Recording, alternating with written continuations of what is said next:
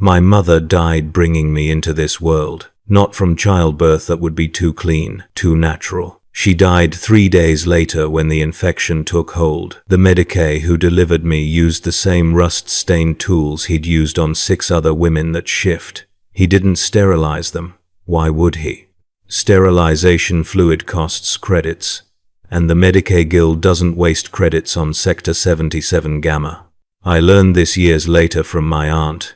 Before she disappeared into the sump, she told me the night of my 12th birthday not as a gift, but as a warning. Your mother held you once, she said, her voice rough from years breathing recycled air. She looked at you and wept. Not from joy, Kale. From guilt. She knew what she'd brought you into. I didn't understand then. I was 12, and 12-year-olds in Hive Infernus don't think about such things. We think about food rations and whether the lumen strips will fail during our sleep shift and if the fungus growing on our hab walls will finally overwhelm us. But I understand now. I'm 28 years old today. I'm writing this in my hab 4 meters by 4 meters, shared with my wife Mika and our daughter Sarah by the light of a glow stick I traded 3 days' rations for. The lumen strip died 6 days ago. Won't be able to afford a replacement until payday, which is tomorrow, assuming the guild doesn't dock my pay for that incident with Press Line 7 last week. I came into this world under flickering lumen strips that buzzed like angry insects, casting everything in sickly green phosphorescence. My first breath was recycled air, 6th-hand oxygen that had already passed through the lungs of 5 other workers. It tasted of counterseptic chemicals and something organic and wrong. My first sound was my own screaming, lost in a chorus of 30 other newborns shrieking in their plasteel cribs. They wrapped me in grey synth cloth, the same grey synth cloth they wrap every newborn in, and burned a number into my left forearm with a lascalpel. 77GKL4517893. Kale. They would call me Kale. That number is still there. The scar tissue has thickened over 28 years, but you can still read it if you know how to look. Every worker has one. My father had one. I saw it on his corpse before they took him to the corpse grinders. My wife has one. My daughter Sarah got hers 6 years ago, screaming in the same birthing bay where I was born. The cycle continues. My earliest memory is of hunger. I was 4, maybe 5. My father worked the forge levels, the deep manufactorums, where they process raw ore into something useful. He'd come home after 16-hour shifts, his coveralls stiff with dried sweat and metal particulate, his hands shaking from the pneumatic hammers. The shaking never stopped, even when he slept. I'd watch his hands twitch and spasm in the dim light of our hab, and I'd wonder if my hands would do that too when I grew up. They do now. We lived in stack 77, level -40. 40 levels below what used to be ground level, back when Pyrrhus had a surface, back when there was sky.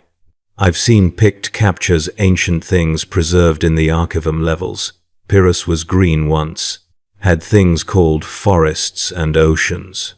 The picked captures showed rolling hills and blue sky and water that didn't taste of recycled chemicals. All gone now.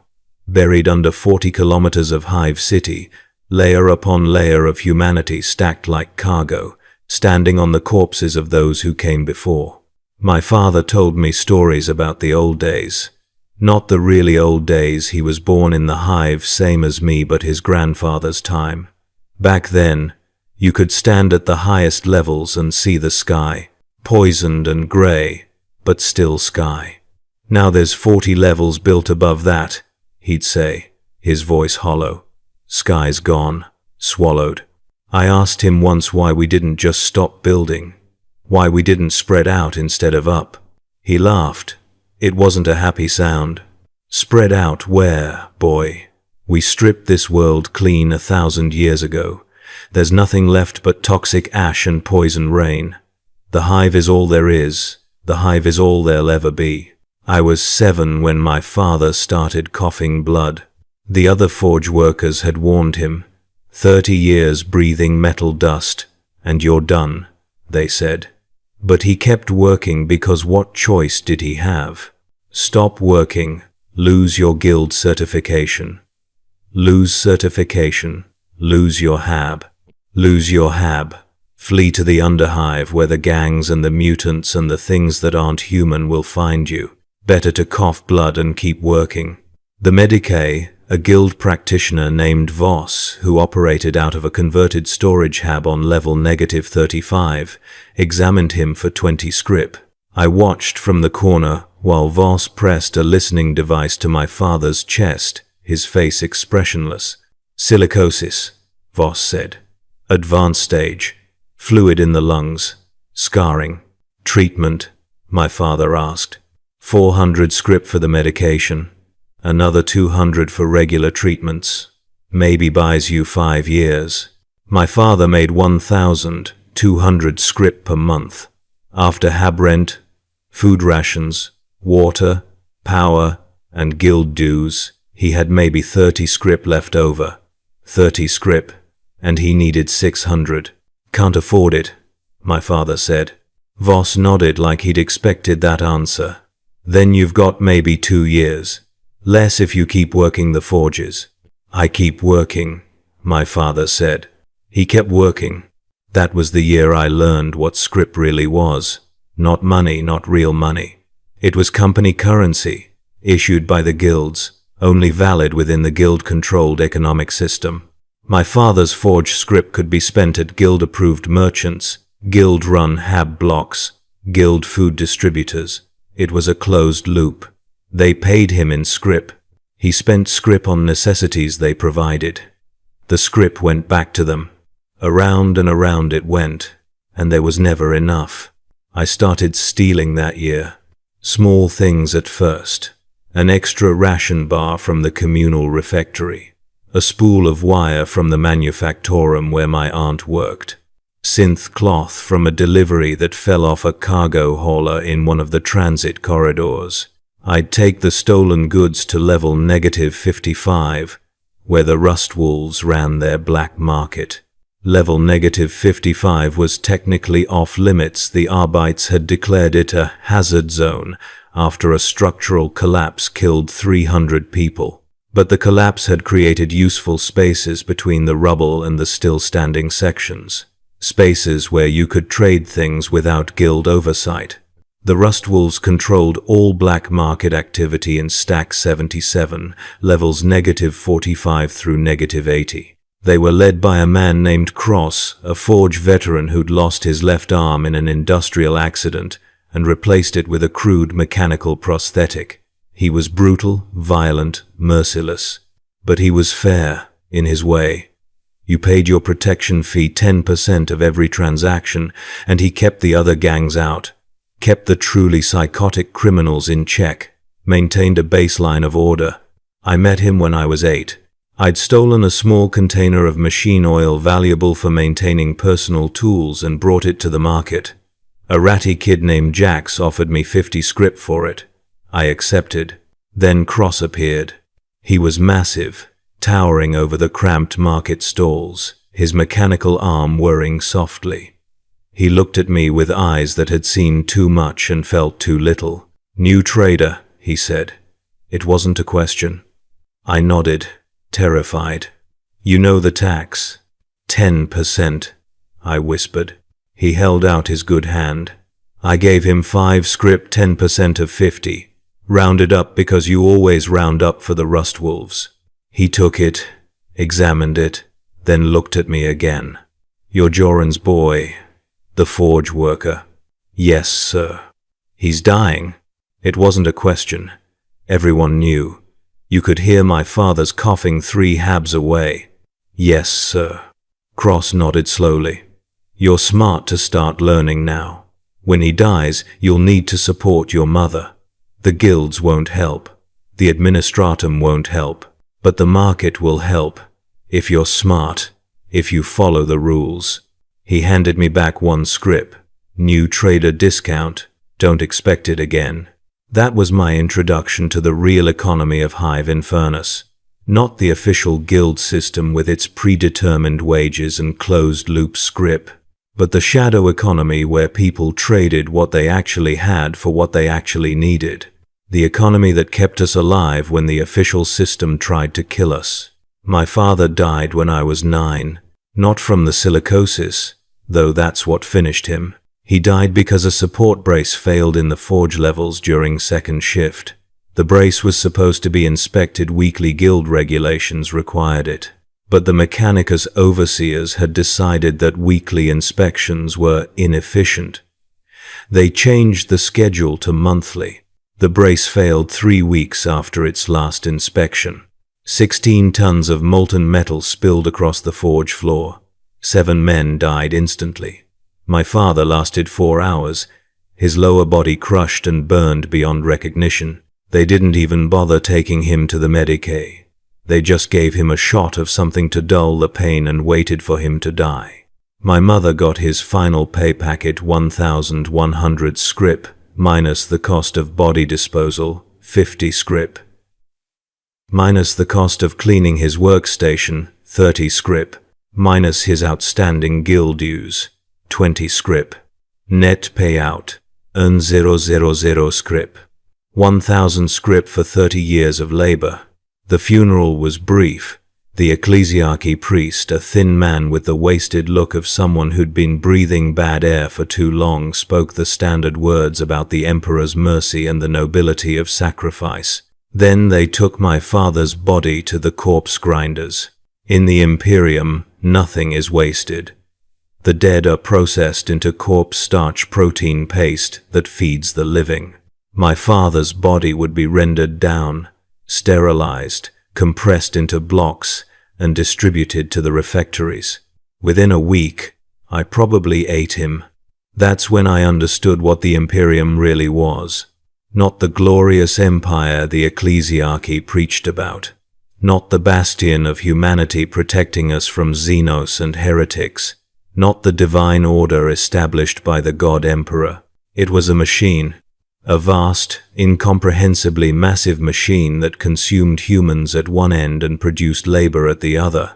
Some of us were consumed quickly, ground up in industrial accidents, or shipped off to die in the Imperial Guard. Some of us were consumed, slowly worked to death over decades, coughing blood and dying by inches. But we were all consumed eventually, and the machine never stopped. After my father died, my mother tried to hold things together. She picked up extra shifts in the recycle plants, the facilities where they process everything from sewage to corpse starch. The work was brutal. 14-hour shifts in temperatures that ranged from freezing in the filtration sections to scalding in the chemical treatment areas. The air was thick with toxic fumes that burned your lungs and made your eyes water constantly. She lasted 2 years. I was 11 when she simply stopped. Came home from a shift, sat down on our Hab's single chair, and stared at the wall. Didn't speak, didn't move, just stared. My aunt, my father's sister, came to check on us. She took one look at my mother and knew. She's broken, my aunt said quietly. Happens sometimes. Mine just gives up. Will she get better? My aunt was silent for a long moment. No. They took my mother to the psycho-correction facility on level -10. I never saw her again. The facility sent a notification 3 months later. Patient 77GKL4517891 has been successfully treated and reassigned to duty. She was working somewhere in the deep industrial levels, they said, doing her part for the Imperium. I didn't believe them. I think they processed her like they'd processed my father. Turned her into corpse starch when she became too broken to fix. I moved in with my aunt, her husband, and their 3 children. Our Hab was the same size as before, 4 meters by 4 meters, but now housed 6 people instead of 3. We slept in shifts. The adults worked opposite schedules. The children squeezed together on the single bunk bed like rats in a burrow. I kept stealing. Kept trading on the black market. The money I made, real money, not scrip, helped keep us fed. Helped pay for the medical inhaler my aunt's youngest son needed. helped bribe the HAB inspector when he threatened to report the 6 of us for overcrowding. I was good at it. Better than good. By the time I was 13, I knew every black market dealer in Stack 77. Knew which guilders could be bribed to look the other way when shipments went missing. Knew which transit routes the Arbites patrolled and which ones they ignored. Cross noticed. He pulled me aside one day, in the rubble-strewn passages of level -55. "You've got a talent," he said. "Natural trader, natural thief, but you're sloppy. You're going to get caught." "Haven't been caught yet," I said, with all the arrogance of 13. He grabbed my arm, his mechanical hand, cold and unyielding, and pulled up my sleeve, showed me the number burned into my forearm. "This," he said, "is why you'll get caught. You think you're invisible. You think because you're small and quick that the Arbites won't notice. But they will. And when they do, they'll check this number. They'll pull your records. They'll see you're an orphan with no guild sponsor. And they'll disappear you." Disappear? Psycho-correction if you're lucky. Servitor conversion if you're not. Servitors. I'd seen them. Humans lobotomized and augmented with machinery, turned into mindless biological robots. They worked the most dangerous jobs in the hive, the ones too hazardous even for desperate humans. You could see their faces sometimes, frozen in expressions of slack-jawed emptiness, their eyes dead and staring. That was the Imperium's solution to criminals, to mutants, to anyone who didn't fit. "What do I do?" I asked. "You get legitimate," Cross said. "You join a guild. You get a real job. You work the system from inside instead of outside. The guilds won't take someone like me. I'm not old enough for the manufactorums. Don't have the right sponsorships. Then you make yourself valuable." He released my arm. "The Rust Wolves need smart kids. Kids who can move through the crowds without attracting attention. Kids who can keep their mouths shut. Work for us. Learn the trade properly. When you're old enough, we'll sponsor your guild certification." It wasn't a request. I became a runner for the Rust Wolves. For 3 years, I worked for Cross. I moved contraband through the stack, delivered messages, collected protection fees from the black market traders. I learned the real structure of power in Hive Infernus, not the official hierarchy of guilds and administratum officials, but the shadow networks that actually kept everything functioning. The Arbites didn't patrol below level -50.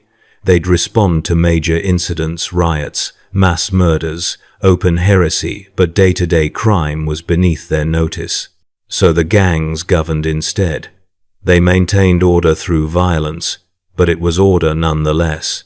You knew the rules, you followed them, you paid your fees, and in return, they kept the chaos at bay.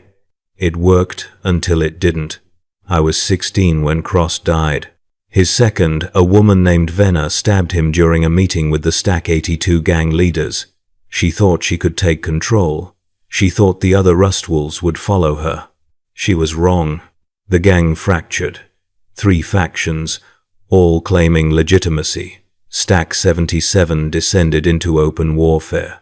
For 4 months, levels -50 through -75 were a killing ground.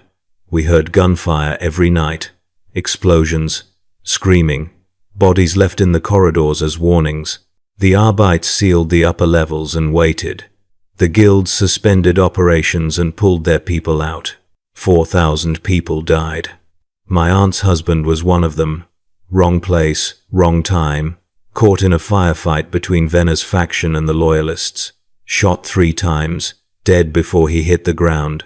My aunt took it better than my mother had. She didn't break, she just became harder, colder. She picked up even more shifts, working herself to exhaustion, feeding her 3 children on what little scrip she could earn. I tried to help, but with the gang war raging, the black markets had shut down. No trade meant no income. I burned through what savings I had in 2 weeks. Then I got desperate. There was a guild warehouse on level -42. They stored emergency rations, their food reserves, for when the supply lines from the agri-levels broke down. The warehouse was guarded, but the guards were bribable. I knew one of them, a man named Torrin, who I'd traded with before. I offered him 200 scrip to look the other way for 10 minutes. He agreed. I got inside, loaded a bag with ration bars, protein paste, water purification tablets, enough to feed 6 people for a month. I was almost out when the shift changed. The new guard wasn't Torrin, wasn't anyone I knew. He saw me, raised his shotgun, shouted for me to stop. I ran. He fired. The shot hit me in the back, not a direct hit, but close enough. Dozens of pellets embedded themselves in my right shoulder and side. I kept running, blood soaking my coveralls, pain like fire spreading through my torso. I made it 3 levels before I collapsed in a maintenance corridor. I would have died there, should have died there, but someone found me. I woke up in a place that smelled wrong. Not the familiar wrong of the hive, the industrial chemicals and human waste and recycled air. A different wrong, organic, sweet, rotting. I was lying on something soft. Too soft. Nothing in the hive was this soft. I opened my eyes. The ceiling above me was moving. No, not moving. Growing. Pulsing. Organic material spread across the plascrate in veins of purple and green, breathing slowly like a sleeping animal. I tried to sit up. Pain exploded through my right side. Easy. A woman's voice. You'll tear the grafts. I turned my head. She was sitting beside me, watching with eyes that were slightly too large, slightly too bright. Her skin had an odd sheen to it, like she was covered in a thin film of oil. When she smiled, I saw that her teeth were too sharp. Who are you? My voice was barely a whisper. Mika, she said, and you're lucky I found you. Another few minutes, and you'd have bled out. I looked down at my body. My coveralls were gone. My torso was wrapped in something that looked like bandages but moved slightly, breathing in rhythm with my chest. Where the shotgun pellets had hit me, there were patches of that same purple-green organic material, fused with my skin. What is that? I asked, terror creeping into my voice. Regenerative tissue, borrowed from grandfather's garden. She saw my expression and laughed, a sound that was almost normal. Don't worry, it's not corruption, not yet. Just medicine. It'll save your life and then fall away. Probably. Grandfather. I knew what that meant. Nurgle, the plague god. One of the 4 chaos gods the ecclesiarchy preached against. I was in a cult-safe house. I tried to sit up again, panic overriding pain. I need to leave. I need to. You need to rest, Mika said firmly, pushing me back down. You're not infected. I'm not infected. This isn't that kind of cult. There are different kinds? She shrugged. You'd be surprised.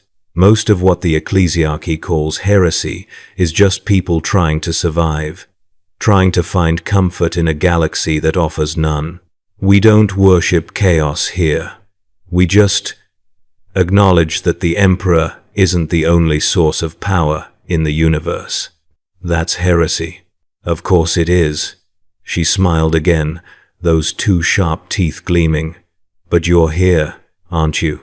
Lying on one of grandfather's blessed cots, wrapped in his healing flesh. If you really believed the Imperial creed, you'd be screaming for the Arbites right now. She was right.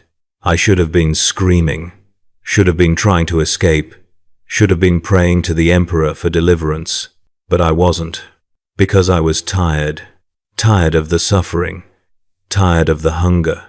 Tired of watching people I loved die for a system that didn't care if we lived or burned. Why did you save me? I asked. Mika's expression softened. Because I could. Because wasting a life when you have the power to save it is a sin. Not against the Emperor, against yourself. I stayed in that safe house for a week. Mika tended to my wounds. Fed me food that tasted better than anything I'd ever eaten where she got it. I didn't ask. We talked. About the Hive. About the Imperium. About whether any of it meant anything. She told me about her family. How her brother had been born with a mutation, an extra set of fingers on each hand. How the ecclesiarchy had taken him to the purge chambers. How she'd heard him screaming as they threw him into the furnaces. Alive. I was 12, she said quietly. I prayed to the Emperor that night. Prayed for my brother's soul. Prayed for understanding. Prayed for mercy. Did he answer? No. She looked at me with those two bright eyes. But grandfather did. I left the safe house after a week. The grafts had fallen away like Mika said they would, leaving smooth scar tissue where the shotgun wounds had been. Healed perfectly. Faster than any Medicaid treatment could have managed. I told no one where I'd been. But I remembered. The gang war ended when Venna died. Not in battle. She was found in her hab. Her throat cut. Her body left to rot for 3 days before anyone discovered it. No one claimed credit. No one needed to. With her death, the remaining factions collapsed. A new leader emerged, a former lieutenant named Kraus. He reunited the Rustwolves through a combination of diplomacy and targeted murder. Within a month, Stack 77 returned to something resembling normal. I was 17 by then, old enough for guild certification. Kraus kept Cross's promise. The Rustwolves sponsored me into the Mechanicus Labor Auxiliary. I got my papers, my official worker designation, my assigned manufactorum, Press Line 7, plasteel wall panel production. I've been working there for 11 years now. It's exactly as soul-crushing as it sounds. 12-hour shifts, 6 days per week, 50 weeks per year.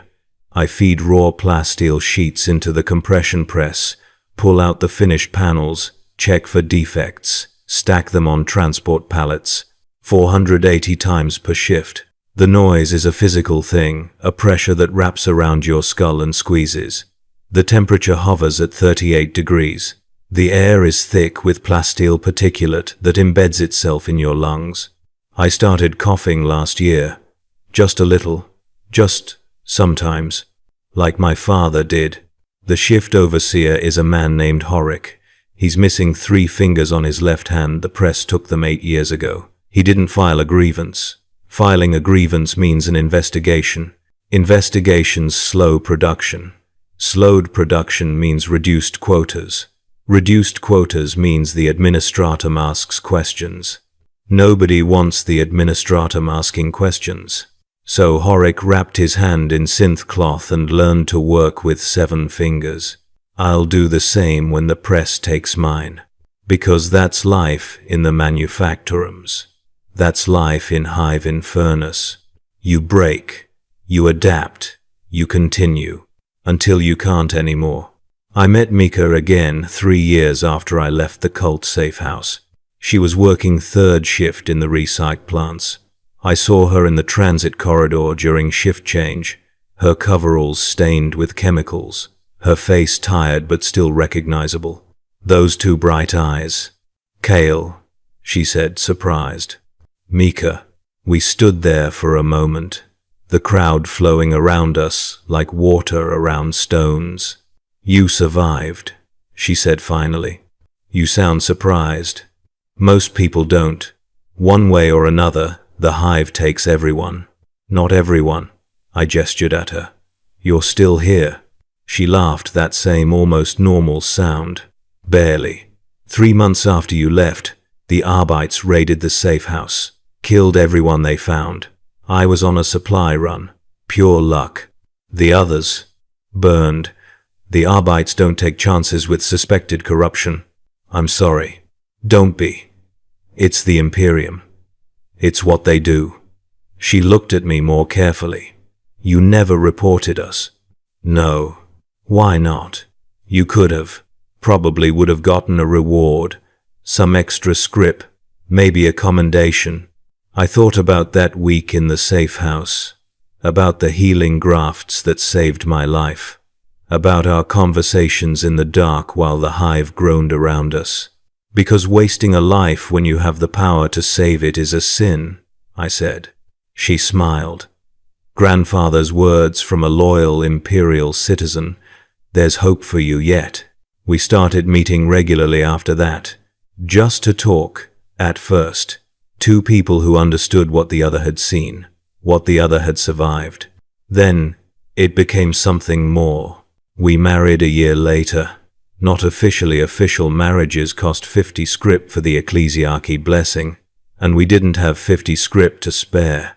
But we moved into a hab together, combined our meager incomes, made a life.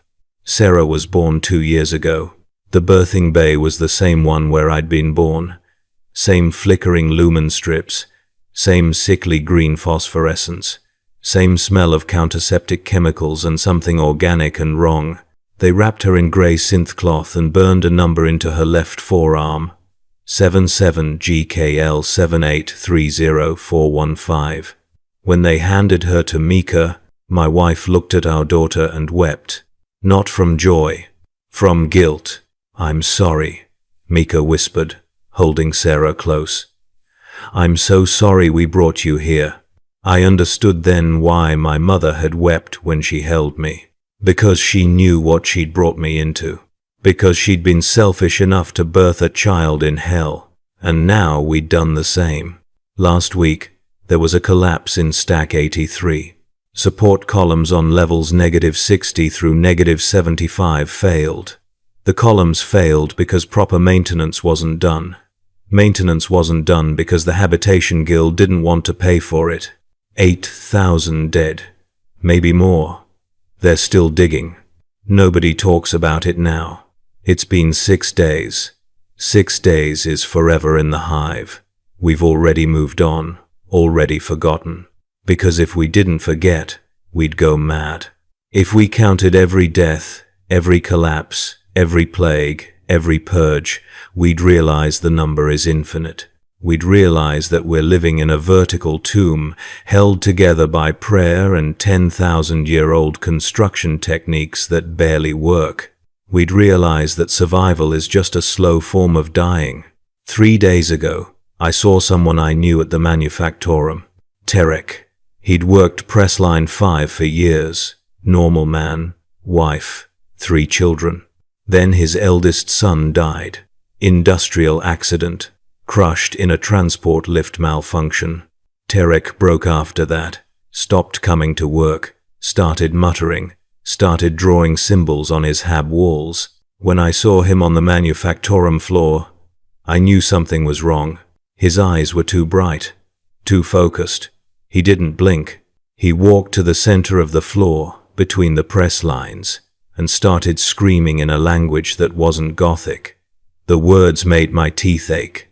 Made my vision blur. Then his skin started to change. I can't describe it properly. It was like watching meat melt and reform. Like his flesh was clay being reshaped by invisible hands. The Arbites arrived 6 minutes later. They shot him 47 times. Then they burned the body. Then they interrogated everyone who'd witnessed it. Then they purged Press Line 5. 17 workers executed for potential corruption. Terek's family was never found. I watched them execute those 17 workers. Watched them kneel in a line while an Arbites officer walked behind them, putting a bolt pistol to each head and firing. Watched the bodies slump. Watched the cleanup servitors drag the corpses away. Better to kill 1,000 innocents than risk one heretic escaping. That's imperial justice. That night, I came home to our hab. Mika was asleep. Sarah was asleep. The stack was quiet as it ever gets. I sat at our plasteel table and thought about everything I'd seen, everything I'd survived. And I had a revelation. This isn't an accident. The suffering, the desperation, the violence, the death. It's not a byproduct of the hive system. It's the point. The Imperium could fix this. They have the technology. I've seen the picked captures of what humanity built during the dark age of technology. Massive constructs that defied physics, cities that floated, ships that could cross the galaxy in heartbeats. They have the resources. The Imperium spans 1,000,000 worlds. Some of them are paradise worlds, they say. Worlds where the nobility lives in luxury beyond imagining. They could make the hives livable. They could provide clean air, clean water, decent food. They could reduce the population density. They could enforce safety standards in the manufactorums. They could pay us in real currency instead of scrip. They could give us lives worth living. But they won't. Because suffering is the most efficient fuel. A comfortable worker produces. A desperate worker produces and doesn't complain. A desperate worker accepts that their child might die of disease. Accepts that they'll never leave their stack. Accepts that they're nothing more than a component in a machine. The Emperor, if he even still thinks, still cares, still knows we exist, sits on his golden throne on Terra, consuming 1,000 psychers a day to keep the Astronomicon burning. 1,000 souls, every day, for 10,000 years. We are not so different from those psychers. We are fuel. We are biomass converted into productivity. We are the foundation upon which the Imperium stands, not as citizens, not as subjects, but as raw material. The gangs? The Imperium allows them because they can't govern these lower levels themselves. There aren't enough Arbites, aren't enough resources. So they let the gangs maintain order through violence, as long as production quotas are met. The cults? The Imperium could eliminate them if they truly wanted to. But they serve a purpose. They give the desperate somewhere to turn, someone to blame. And when the Arbites raid a cult-safe house and burn everyone inside, it reminds the rest of us what happens when you step outside the system. Terror is more effective than hope. The population purges, the mutation killings, the industrial accidents that claim hundreds of lives, the tithes that take 50,000 people per year to feed the Imperial Guard's meat grinder. All of it is population management. All of it is by design. And the most horrifying part? It works. The Imperium endures.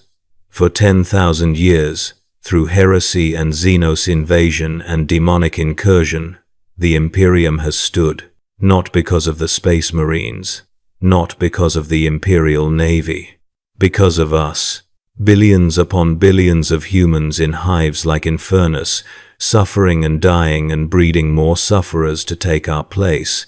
We are the Imperium's true strength, our bottomless capacity to endure. Tomorrow, I'll wake at 5 hours. I'll go to the manufactorum. I'll work press line 7. I'll come home. I'll eat corpse starch, maybe someone I knew, maybe my own father, processed and compressed and served in the refectory.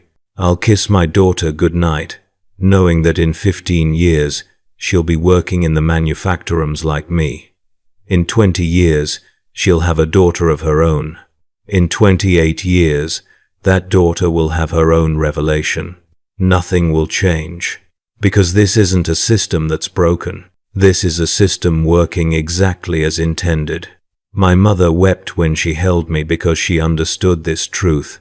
She understood that she'd condemned me to this life, that I would work until I broke, that I would watch people I loved die, that I would eventually bring a child into this same hell and feel the same crushing guilt she felt. The cycle is eternal. The machine is infinite, and we are its ammunition. I'm finishing this by the light of my new lumen strip. Payday was today. After rent, food, water, power, and guild dues, I have 35 scrip left. 5 more than usual. The guild gave us a productivity bonus for exceeding quota last month. 5 scrip for 300 extra panels. Mika came home an hour ago. She didn't speak. Just stripped off her coveralls. They stank of the recycled plants, of chemicals and rendered biological matter, and rinsed herself with our weekly water ration. Now she's asleep in the bunk above me, one arm draped protectively over Sarah. I can hear her breathing, steady, alive. For now, I think about Mika's brother sometimes. The one born with extra fingers. The one the ecclesiarchy burned alive. I think about my father, crushed under molten metal because the guild wouldn't pay for proper maintenance. I think about my mother, broken and processed like malfunctioning machinery. I think about Tarek, driven mad by grief and transformed into something inhuman before being shot down like a rabid animal. I think about the 8,000 people buried in Stack 83's collapse, suffocated in crushed plascrete while the rest of us continued working.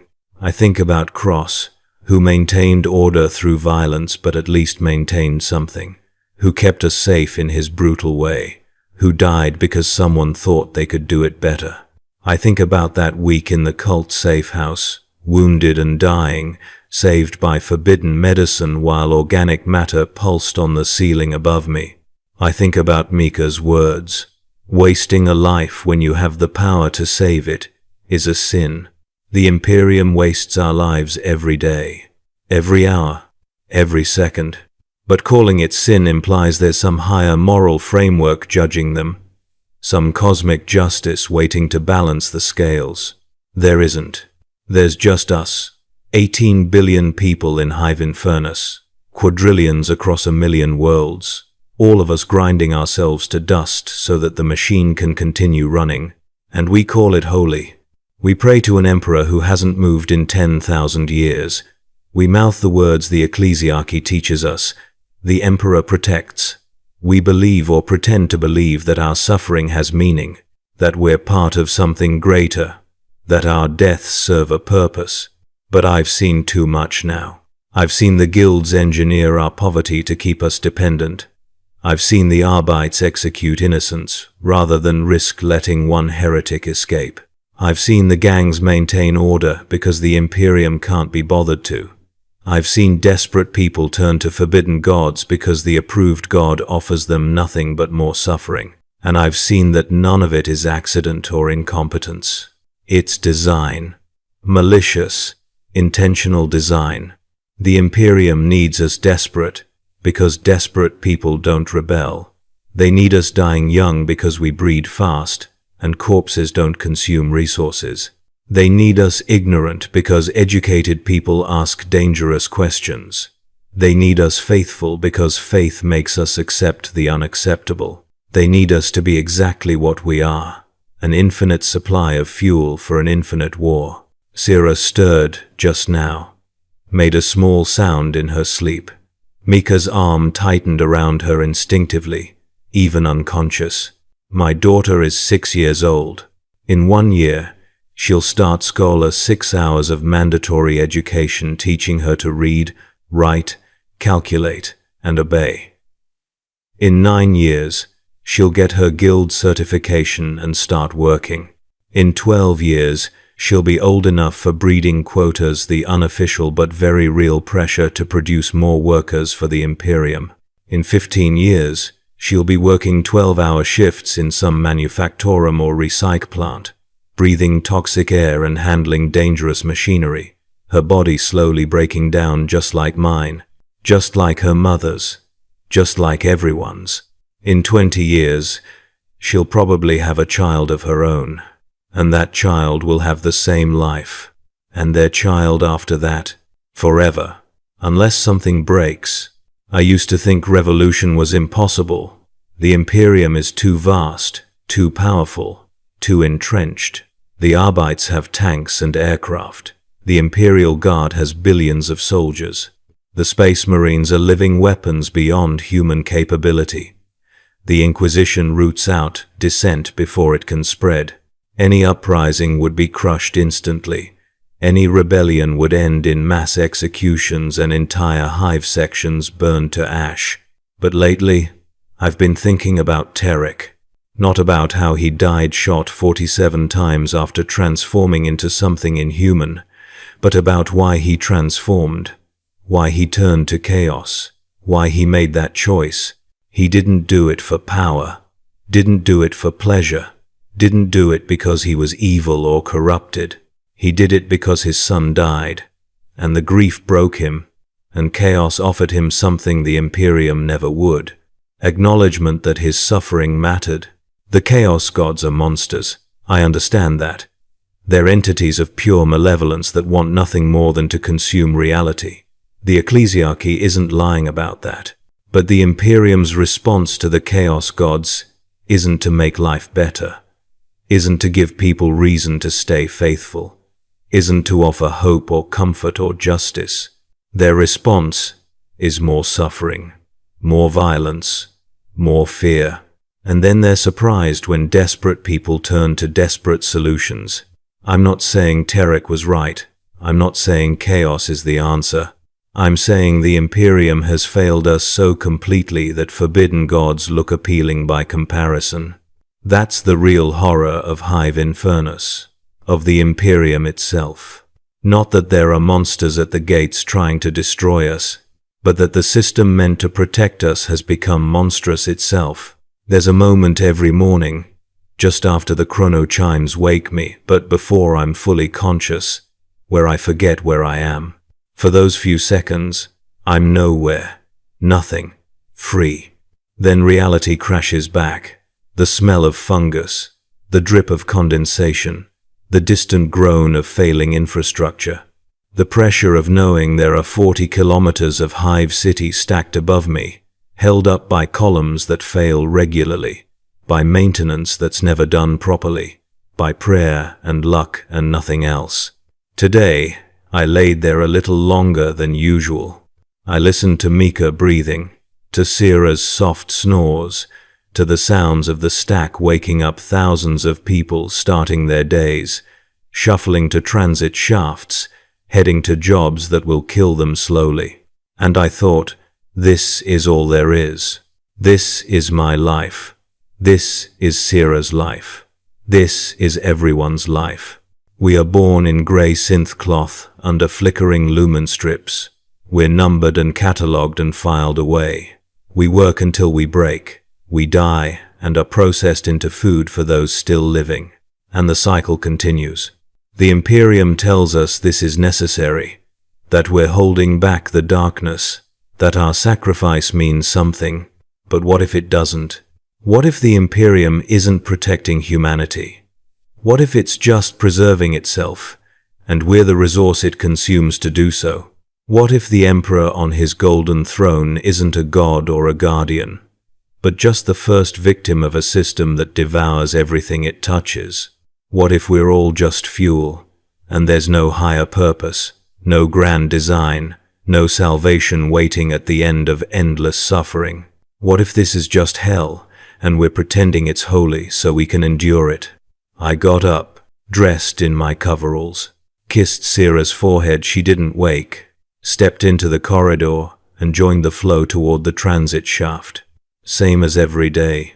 Because even if I'm right, even if the Imperium is a machine that devours us, even if our suffering is meaningless, even if we're all just ammunition, what choice do I have? Stop working? Lose my guild certification? Lose my hab? Watch Mika and Sarah starve or flee to the Underhive where the gangs and the things that aren't human will find them? Rebel? Be executed publicly as an example? Doom my family to guilt by association? Turn to chaos like Terek? Become the monster the Imperium says I am, and justify everything they do to us? There's no winning move. There's only endurance. So I endure. I ride the transit shaft down to the manufactorum levels, 8 minutes of silence, packed with 200 people, everyone carefully not making eye contact. I work press line 7, feed sheets, pull panels, check defects, stack pallets, 480 times. I eat grey protein paste and starch cakes in the refectory. I work 6 more hours. I ride the transit shaft back up. I come home, and tomorrow I'll do it again, and the day after that, and the day after that, until I can't anymore, until the press takes my fingers like it took Horrix, until the plasteel particulate in my lungs makes me cough blood like my father, until I break like my mother broke, until the system consumes me completely and processes me into corpse starch, and some other worker, maybe Sarah, maybe her children, eats what's left of me and continues the cycle. This is Hive Infernus. This is every hive in the Imperium. This is the truth everyone knows but no one speaks. We are not citizens. We are not subjects. We are not even really people. We are ammunition in a war that never ends.